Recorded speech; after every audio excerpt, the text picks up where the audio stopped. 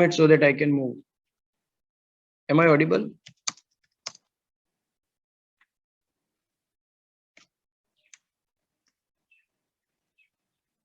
Okay, fine.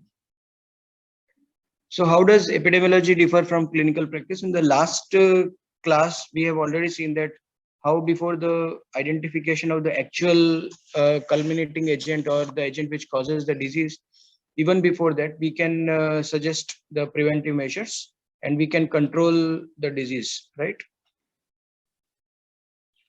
So how does epidemiology differ from clinical practice? In clinical practice, there is no effort at quantifying by converting the findings into numbers, but epidemiology is essentially a quantitative science in which the findings are analyzed after converting them into frequencies, which are numerical figures that summarize our findings.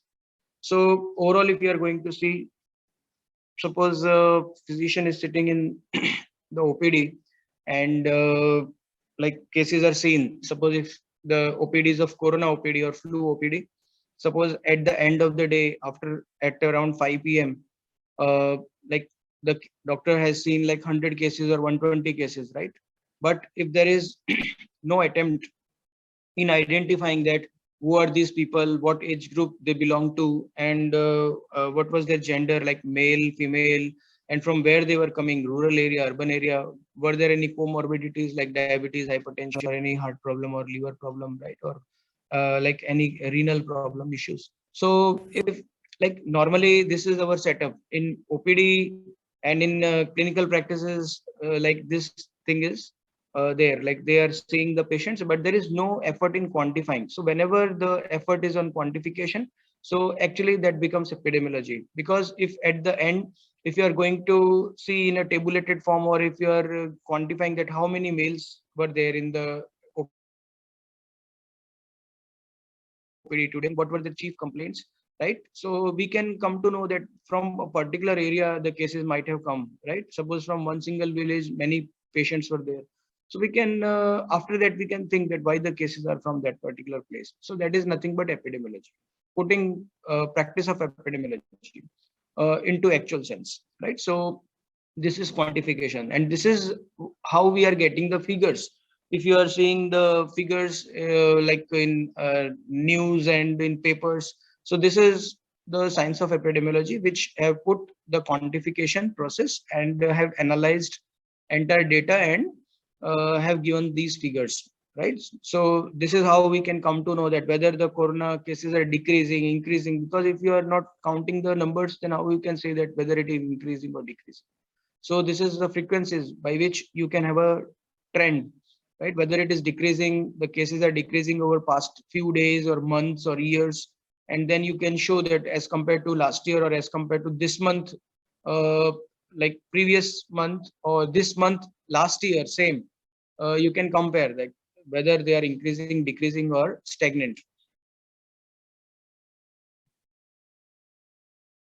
So components of epidemiological process: disease frequency, that is to tell about the number of the diseases, and distribution of disease, like spatial distribution. Spatial here is SPATIAL, that is in space. That is overall how it is distributed, rural area, urban area. Again, specifically in rural areas also, like in a PHC, primary health center, there are many villages which are coming. A primary health center is catering to a population of 30,000.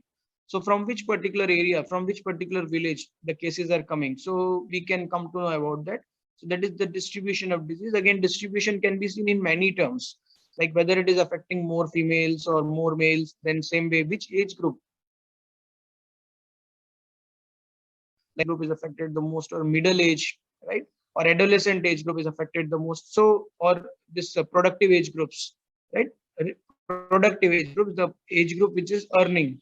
So that we can come to know about after seeing the data and distributing the data in terms of these frequencies, right? So distribution of disease, and then we are having determinants of disease. Once you have like identified all these things, then you can say something about like what determines the disease.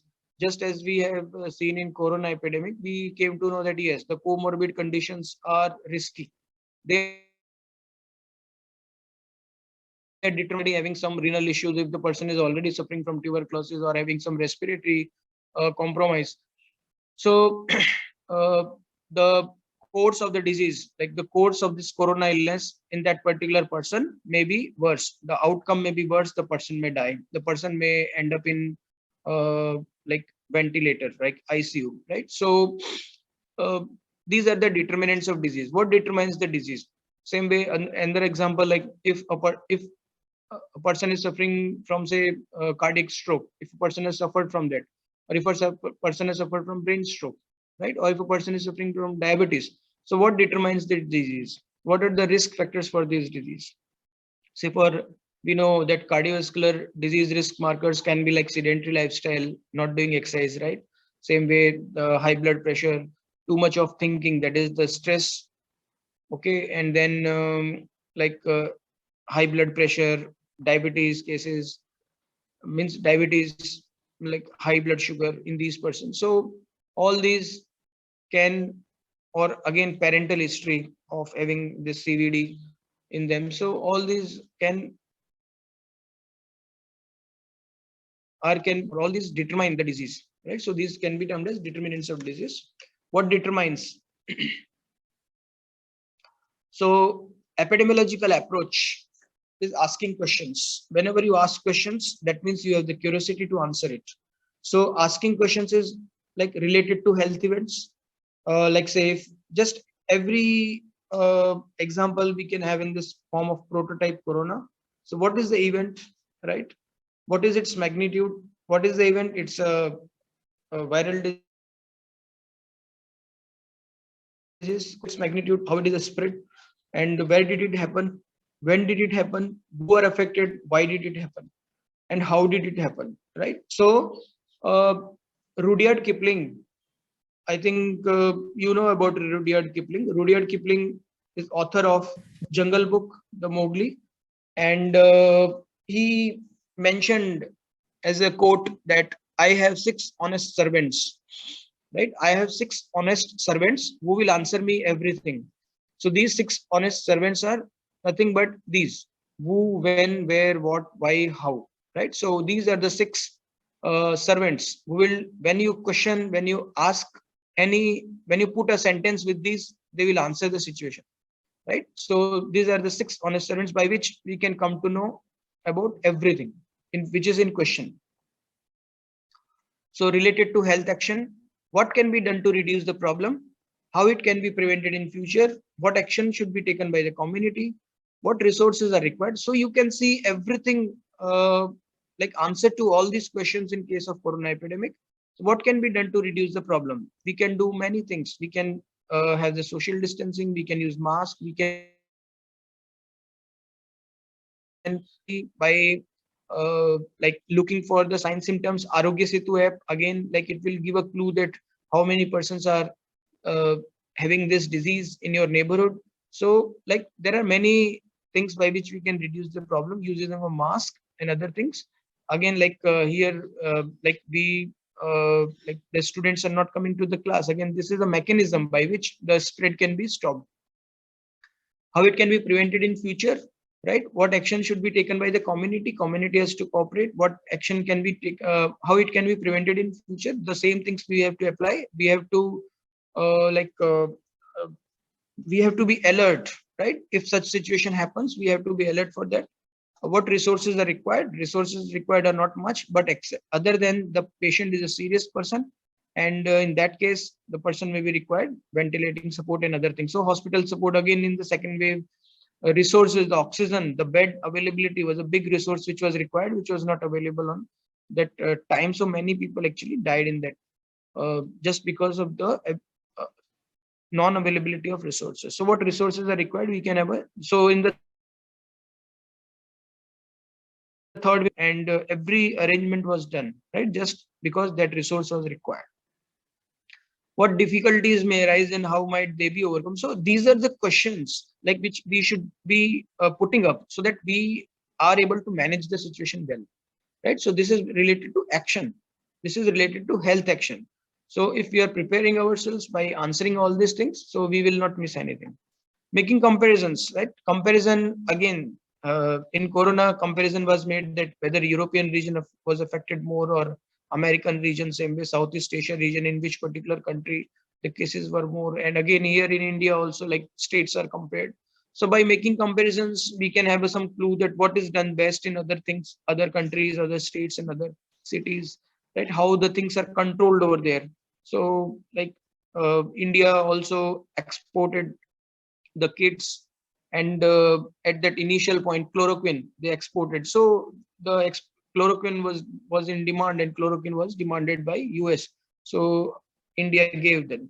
So like by comparing, like we require that, and this is available with you, and so that support was required. So making comparison is very important, and this is to analyze the situation overall. So if we are going to see principal uses of epidemiology, broadly speaking, there are four, and in again in these four, we can have this breakup of for 17 uses in total. So in healthcare management, in understanding the disease process, in public health practice, in clinical and preventive practice. So I will give you example one by one, and this more uses are given in other slides. So principal uses. So in healthcare management, the epidemiology is used in understanding the disease process, in public health practice, in clinical and preventive practice. So that we will see now. In healthcare management, by making community diagnosis, right? What is community diagnosis and what is a plain diagnosis? This is also asked as a question, short answer question, maybe of 2 marks. Sorry, maybe of, yes, 2 marks or 4 marks, right? This is the pattern, like one full question, right? One full question will come. Yes.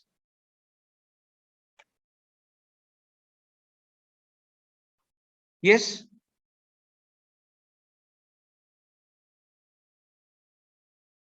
One student named Nidhi raised hand, which came here on the screen. If you have any query, you can ask me. Just unmute yourself and you can ask.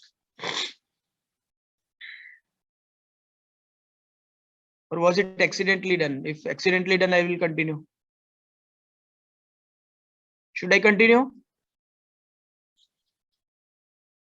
Or is there any query?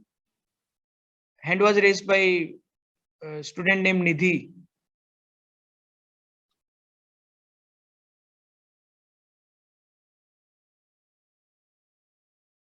Okay. So in healthcare management, making community diagnosis. So community diagnosis is different from the routine clinical diagnosis. In clinical diagnosis, the doctor is seeing the patient and is uh, by his clinical acumen and by the laboratory diagnosis and by laboratory reports, some clinical examination is putting some diagnosis. So that is clinical diagnosis. But what is community diagnosis? Community diagnosis is when we are quantifying on an overall community basis, right? So that is actually community diagnosis. So disease in large, which is seen in a particular community. Just for an example, like how we are saying that, like say Uttar Pradesh or Bihar is like not doing well in health statistics, and Kerala is doing better. So is it that every person in Kerala is a person who is healthy? No, it's not like that. Same way in Gujarat also, if you are going to see, like we can overall, we can say like the situation of Ahmedabad or Surat or this, Baroda, it is far better than Awadang, right? Or Godhra and Dahod. Like, so overall, when we are saying all these things, so it is nothing but we are seeing on an overall community basis. So that is community diagnosis. Say if we are seeing like say proportion of malnourished children in this state is higher as compared to other state. So that does not mean that every child in uh, the every child in the state where the proportion is high is sick or is malnourished. It does not mean that. It is not that the poverty stricken, if we are saying that more people are below poverty line in say Bihar, it does not mean that there are not rich people. So that is community diagnosis, right?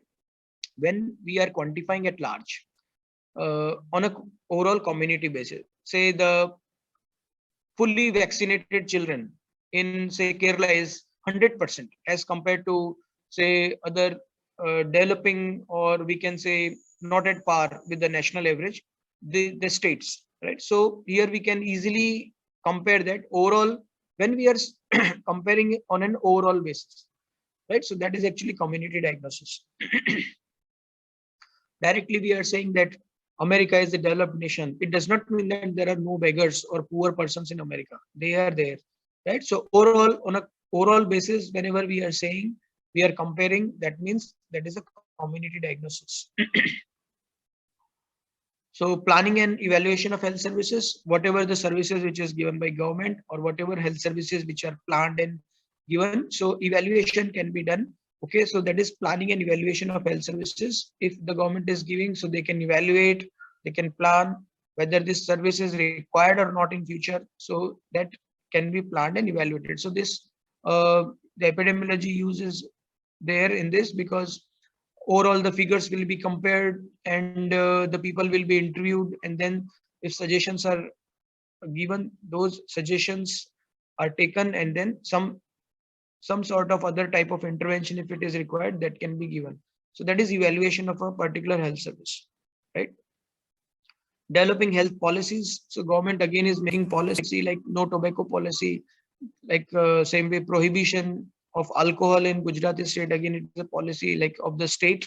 So health policies for safeguarding the interest of different class, like say female, children, juvenile, adolescents. So or adolescent. So these are the services and policies which are made by government. So they can prepare, but how this is prepared, how it is developed.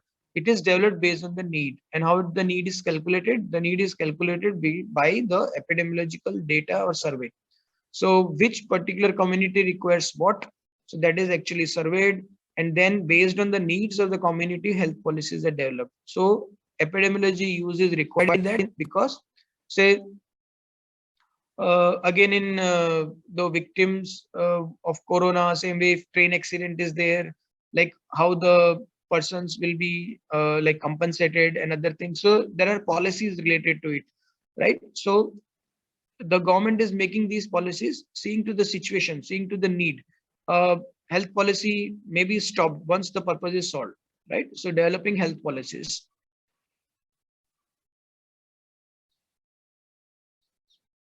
Understanding the disease process, studying natural history of disease. A natural history of disease, what we mean by natural history of disease? Natural history of disease, like how a disease when is afflicting a person, what actually happens after that, right? If say suppose measles is a person is suffering from measles, or a person is now have got the infection of corona or say HIV. So what happens after that? Like say after corona, what what is the course of illness in this person? After say 4 or 5 days, like initial fever may be there may be coughing, right? There may be running nose and other things related to respiratory symptoms. Then after 3 or 4 days, fever may come down after taking treatment, and then after say 6 or 7 days, the person is fully recovered, but maybe he is still considered as a carrier. So what happens if the person is suffering from disease? So whether the person is cured, whether the person has died, or whether the person requires tertiary care, right? That is like the person has required the support of ventilator. So what actually happens? So this is the natural history of disease. But the main problem is once the natural history of disease is known, like say HIV infection, now we know that HIV infection, there are 4 stages, how it is transmitted, right? That we know. So once the disease natural history is known and the treatment is available, right? The treatment is available. You cannot study the natural history thereafter because again the ethical issues will be there. Why you want to see what happens to that person when the drug is already available? So directly they give the treatment, like okay. So whenever a disease is coming new, then definitely when nothing is known about the disease, so that will be the time for studying the natural history of disease. Searching for causes and risk factors. This is very important use. Searching for causes and risk factors, right? Now, cause is like causative factor, and risk factor is one which facilitate the disease to happen, right? These are risk factors. Smoking is a risk factor, but it is not a causal factor. By smoking, one may suffer from lung cancer, but it is not the cause exactly. that smoking will cause. No. So smoking is a risk factor, right? So this thing needs to be understood very well, that causes and risk factor. Cause is a definite cause, that is, it will make the disease to happen. Okay, say like the plague bacilli, right? Uh, Yersinia pestis, the agent which causes plague, right? So that is definitely it will be identified in a person of plague, suffering from plague, right? Typhoid, same way Salmonella typhi, it will cause typhoid. So that is the cause, it will cause. It is not a risk factor, right? It is the causative agent. Risk factors are mostly no, okay. In communicable also risk factors are there. In non-communicable, definitely it is there. In non-communicable, say sedentary lifestyle, right? It will give rise to obesity, and obesity and both sedentary lifestyle will contribute towards heart attack or chances of cardiovascular diseases, right? Same way, too much of stress, again, it will give rise to heart attack. Too much of consumption of salt, it will raise the blood pressure, and then again, it is a risk factor. So all these things, they are considered as risk factor.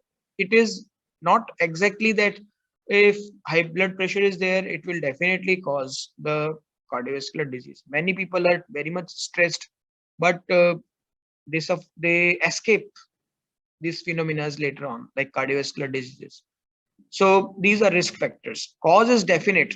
Risk factors may add, right? So cause is always a definite thing. So searching for causes and risk factors. So this is quite detailed, and I will take other lectures when you will come in third first. So overall, there are 30 lectures for epidemiology. I am just right now giving you a brief stint that it is used here. So how it is done and how a risk factor is caused. So how a risk factor is identified, how a causal association is proved. It is known as causal association. That is, this particular thing is causing this. So that is causal association and risk factor identification. How it is done? That are done through different studies, which are done through controls, right? A person who is suffering from disease and a person who is not suffering from disease. A person is exposed to a risk factor. In which particular group, that is the uh, like the disease, like case group or control group, in which particular group, or exposed group or non-exposed group, in which particular group the disease is seen more. By that we can identify that this is a risk factor, right? So searching for causes and risk factors, so that is a very important use of epidemiology, right? Just again, one another an example for this, like say we are always saying, like say for HIV infection, that HIV infection is, now these are cause, not risk factor. HIV infection is transmitted by the sexual route, right? Heterosexual, homosexual, then again it is transmitted by mother to a newborn child or in utero, right? Then again it is caused by injectable drug use. Okay, so and by blood transfusion, uh, mismatched blood transfusion or contaminated blood transfusion through this HIV infected blood, right? Of HIV infected blood, if it is transfused, it will cause. So these are causes directly. Again, we know by all these epidemiological study that it is not caused by, it is not caused by mosquito bite. It is not caused by using or sharing of utensils, using the clothes, right? So we know this. So that these things are known just by the study of epidemiology, because the causative factor is not coming for these things like mosquito and other things, because the both the groups are same. One suffering from HIV, one not suffering from HIV. In both, like the similarity may be there, that mosquito दोनों को काट रहे हैं लेकिन किसी को हो नहीं रहा, but blood transfusion mismatch means contaminated blood transfusion से हुआ है और उधर, that means there is a point that this is a agent which causes. So searching for causes and risk factors, historic studies of rise and fall of diseases, right?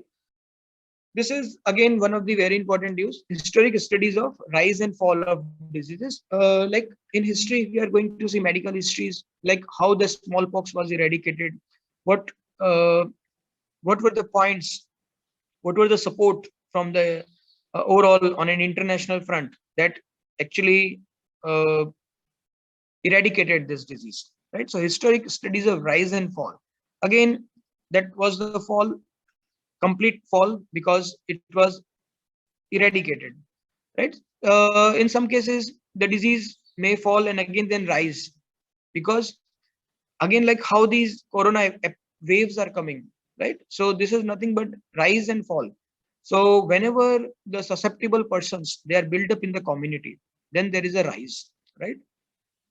So again, this rise and fall was also seen for lung cancer carcinoma in London, Britain, during the Industrial Revolution. At that time, actually, uh, this cigarette smoking, again, different forms, smoking in different forms, cigar, pipes, right? You might have seen English movies and also Indian movies of those times, which are shown like people are this using cigar pipes, right? So there was a fashion of smoking and industrial revolution, right? So lung disease, this lung cancer is not happening just the next day. It will take time. So uh, this industrial revolution, I am talking of 1850s. So means 10 years later, there was sudden rise in lung carcinoma cases, sudden rise, right? So this how this rise was seen. So again, that was compared. The changes were compared that in these 10 years, what things were changed, and then it was found that nothing has changed much, but there was a rise in the consumption of or using of this tobacco, right? So that's how it was actually. This was an experiment which was done by Doll and Hill, and they found that it is related to smoking. This rise of lung carcinoma is related to smoking. So there is definitely something in tobacco or this smoking which actually causes this lung carcinoma, right? So then again, the community become aware. There were programs which were related to that, the ban on smoking and other programs, health education programs.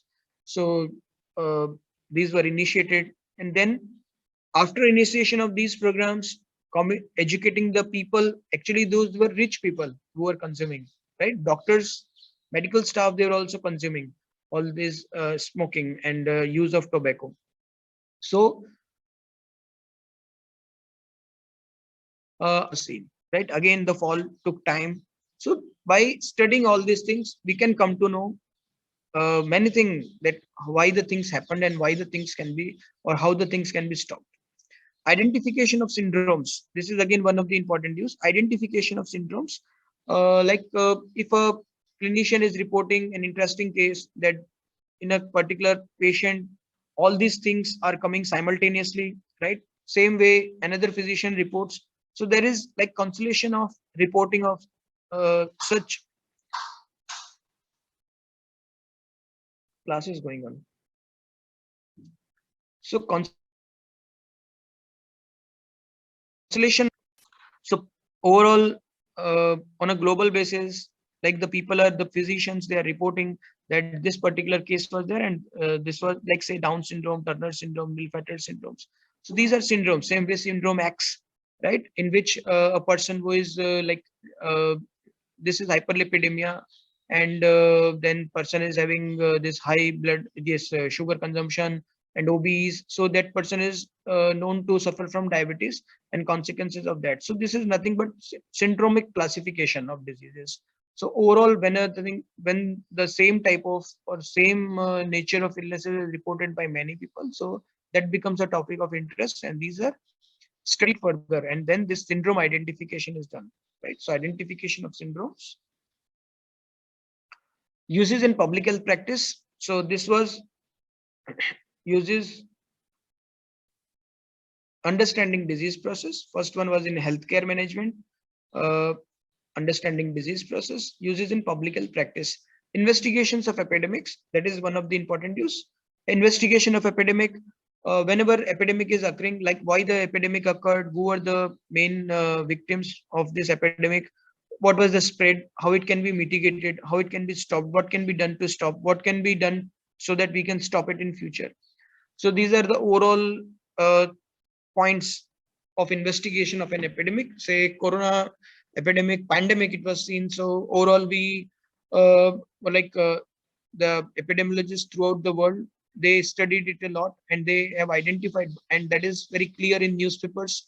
And you must be knowing all these things, right? So now, like, all the persons by and large, they are well aware of corona, and they themselves, they know about corona in good details, right? Other than very important scientific other details which is known to, like, say, medical students or physicians and other from medical field, but still many things which can be done, it is also known to public and to lay person also. So that is how the health education is given to people, so that they can adopt them, and they themselves, who will prevent the disease, the person themselves, right? It is not a person who is external person and he is going to stop everything. No, the community is there, this disease spread is seen in the community, so community involvement, community participation is must. Surveillance of diseases, like surveillance, right? So surveillance is careful watchfulness. So how a disease is occurring, how a disease is spreading in the community, that is surveillance. Government of India program is there, integrated disease surveillance program, integrated disease surveillance program, right? So IDSP, Government of India program is there. So there are some 21 diseases which are being put under surveillance. In that, fewer cases are also there. So every week, like, say, female health worker and multi-purpose health worker from the PHC subcenter, they will go in the community, they will identify for cases, and they will give a weekly reporting, right? So weekly reporting is given to PHC. From PH means multiple subcenters, 5 or 6 subcenters in a PHC, they are reporting these cases to PHC, primary health center. From primary health center, it will be reported to district. So we are having in Anand 50 PHCs, right? Karamsad village is also having one PHC. It is of government. So from Anand, it will be the data will be given electronically to in means to the state headquarters, Gandhinagar, and from Gandhinagar, the data will electronically move to central headquarters, Delhi. Right? Please keep your mic mute. Don't keep your mic on. Okay, so surveillance for diseases, one of the important use of epidemiology in public health practice, making projections for future. This is like you must have seen, like, by this year, this thing will end, right? And by this particular year, the India's population will cross China. So this is nothing but projections. Whatever the situation is going on currently, mathematically it is calculated, and it is projected that by this time the cases will be this, and like you might have seen many mathematical projections for corona, that by this time the corona epidemic will be over. This is nothing but the use of mathematics and demography science, right? And making for projections in future. This is required to take care of available resources, whatever the resources which are available to us, how we can use them, so that by this particular period the disease will be over. Disease screening programs, there are many diseases which can be screened, like, say, breast carcinoma, cervical carcinoma, oral carcinoma. So disease screening can be planned, and there is a, like, rule or conditions that every disease cannot be screened. The disease, if screened, then what, like, the disease should be such that once the disease is screened, treatment should be available, and then further, by applying further treatment or giving further treatment, the disease can be stopped for further progression. If nothing can be done, then there is no meaning of screening the disease, right? So disease screening programs are already going on, and the government of India's program is also there, and state government program, and like you can have your individual program for disease screening, but it is a very costly exercise. Formulating medical teaching curricula, so it is like important, and it is locally relevant, right? Say it is again defined that in which particular area, which particular country the disease is which is seen more, so the chances of asking question related to that particular topic is more. Say leptospirosis, we don't have leptospirosis in Anand, but leptospirosis is very common in Surat. So the medical college in Surat may have full question on leptospirosis, but in Anand or in like other parts of Gujarat, there may not be any question on leptospirosis, right? Same way, Kala Azar, Leishmaniasis, they are very very common problem, and people are very much affected. Japanese encephalitis, right? Japanese encephalitis, it is a childhood illness, and vaccination is available in Uttar Pradesh and the east, this eastern Uttar Pradesh, Bihar, and this Calcutta region. So, uh, like some diseases are very much localized, right? So they don't have spread in other states or other areas. So medical teaching curricula should be based on that also. So whatever the local problems are there, the doctors, the physicians who are practicing, they must know in full detail about these diseases, right? So for leishmaniasis, Japanese encephalitis, which is a very severe problem there, they must be having full question on that. They must be having a detailed teaching on that. But Japanese encephalitis and leishmaniasis, both diseases are not seen in Gujarat or in neighboring states also. So there may be just like one lecture or just a superficial teaching about that particular topic, but there may not be a full case on that, right? So I stop here and we will continue on next Saturday. Thank you.